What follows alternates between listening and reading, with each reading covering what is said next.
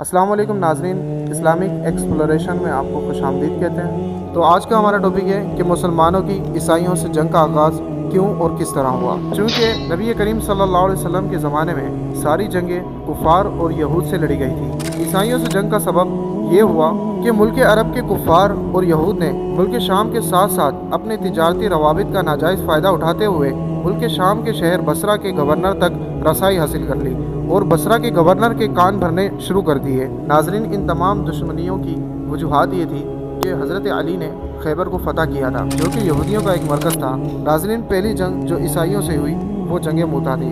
جنگ موتا 8 ہجری میں ہوئی۔ موتا ایک جگہ کا نام ہے جو شہر بلقا کے قریب ہے، بیت المقدس سے تقریباً 100 میل کے فاصلے پر واقع ہے۔ اسلامی تاریخ میں جنگ موتا کا شمار اہم سرایہ میں ہوتا ہے۔ یہ جنگ بڑی سخت واقع ہوئی اور اس جنگ میں فتح کے بعد جزیرہ عرب کے باہر دیگر بہت سی سلطنتوں پر اسلام کی ہیبت کا سکہ بیٹھ گیا۔ ناظرین، جنگ موتا کے وقوع کا سبب یہ ہے کہ رسول اعظم صلی اللہ علیہ وسلم نے بصرہ کے حاکم کو اسلام کی دعوت کا مکتوب لکھا۔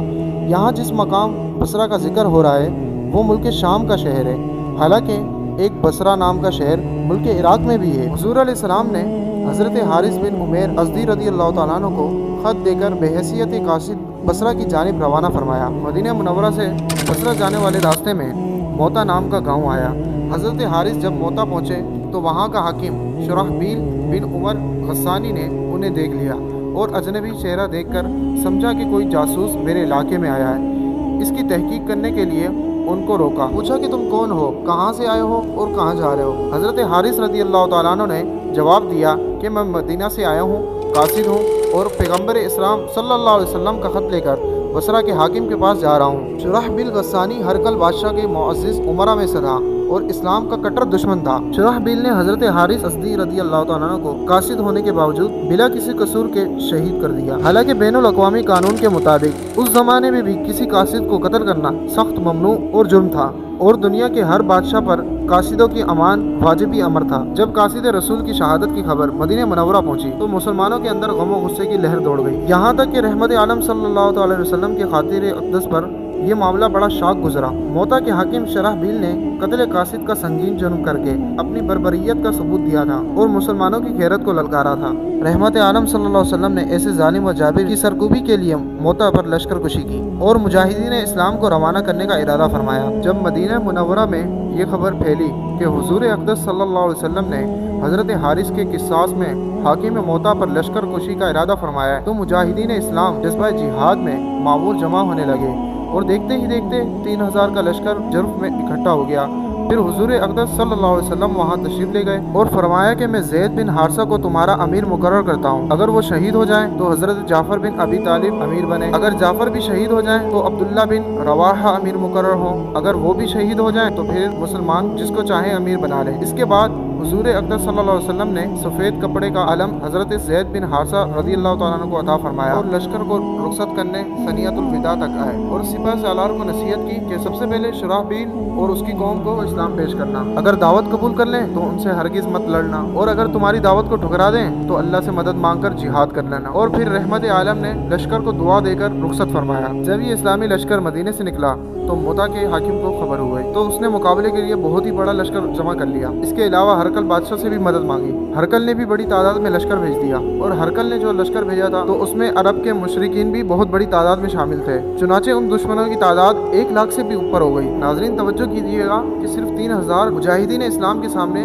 رومیوں کا 1 لاکھ کا لشکر مقابلہ کرنے آ پہنچا۔ جب مسلمانوں کو ان کی تعداد کی خبر ہوئی تو مسلمان پریشان ہوئے کہ اس کی خبر حضور اقدس صلی اللہ علیہ وسلم کو دینی چاہیے۔ یہ پریشانی دیکھ کر شاعر رسول عبداللہ بن رواحہ نے مجاہدین کو مخاطب کر کے یہ فرمایا، کیا تم اس چیز سے گھبراتے ہو کہ جس کی خواہش اور تمنا لیے ہم گھروں سے نکلے ہیں؟ یاد رکھو، یا تو ہم فتح یاب ہو کر اپنی مراد کو پہنچیں گے یا مقام شہادت حاصل کر کے جنت میں اپنے ساتھیوں سے مل جائیں گے۔ عبداللہ بن رواحہ نے اپنی تقریر سے اسلامی لشکر کو اتنا جوش دلایا کہ ہر مجاہد جام شہادت نوش کرنے کی تڑپ میں اپنے سروں کا نذرانہ پیش کرنے کے لیے متا پہنچا۔ حضرت ابو ہریرہ فرماتے ہیں कि मैं जंग मोता में हाजिर था। जब मुशरिकीन का लश्कर जाहिर हुआ तो इतनी कसरत से घोड़े, हथियार, रेशमी कपड़े और दीगर सामान मैंने देखे। दोनों लश्कर आमने सामने हुए, सफ़े सीधी हुई। इस्लामी लश्कर की तरफ से अमीर लश्कर हजरत ज़ैद बिन हारिसा अलम को लहराते हुए मैदान में आए और शुजात और दिलेरी के वो जोहर दिखाए कि उनकी तलवार बिजली की तरह घूमती। दुश्मनों में हिम्मत ना थी कि वो उनकी तलवार का मुकाबला कर सके। लिहाजा तीरों की बौछार से हजरत ज़ैद बिन हारिसा के जिस्म को छल्ली कर दिया और हजरत ज़ैद बिन हारिसा बहादुरी से लड़ते हुए शहीद हो गए। हजरत ज़ैद बिन हारिसा के शहीद होने के बाद फरमान रसूल के मुताबिक इस्लामी लश्कर का झंडा जाफर बिन अबू तालिब ने संभाल लिया। आप घोड़े से उतरकर पैदल लड़ने लगे। आपकी तलवार जनी के नतीजे में दुश्मनों की सफों में तहलका मच गया। आपने उनकी सफों की सफ़े उलट के रख दी। किसी भी दुश्मन में हिम्मत न थी कि वो आपसे अकेला आकर लड़ता। लिहाजा वो मजमूई तौर पर हमला आवर हुए। इस हरबे में आपका सीधा हाथ कटकर आपके जिस्म से अलग हो गया और आपने अपने अलम को दूसरे हाथ में पकड़ लिया। फिर आपका वो दूसरा हाथ भी कट गया। अब दुश्मनों के हौसले बढ़ने लगे और उनकी करीब आने की हिम्मत हुई और इतने में एक जालिम ने करीब आकर आपकी कमर पर तलवार की इतनी जोर से ज़रब लगाई और आपका जिस्म दो टुकड़ों में तकसीम होकर ज़मीन पर तशरीफ ले आया। इनकी बहादुरी देखिए कि अब्दुल्ला बिन उमर बिन खत्ताब फरमाते हैं कि मैं जंग मोता में मौजूद था। जब मैदान में लाशों के दरमियान हजरत जाफर बिन अबू तालिब की लाश को तलाश किया तो उनके जिस्म पर मैंने 50 से ज़्यादा जख्म देखे। कोई भी जख्म पुश्त पर ना था बल्कि तमाम जख्म सीने पर थे। हजरत जाफर बिन अबू तालिब की शहादत के बाद लश्कर इस्लाम का अलम हजरत अब्दुल्ला बिन रवाहा ने थाम लिया। आप अशार पढ़ते हुए मैदान में मशगूले की ताल हुए। नाजरीन, अरबाब सियर और तारीख बताते हैं कि आपने 3 दिन से कुछ न खाया था।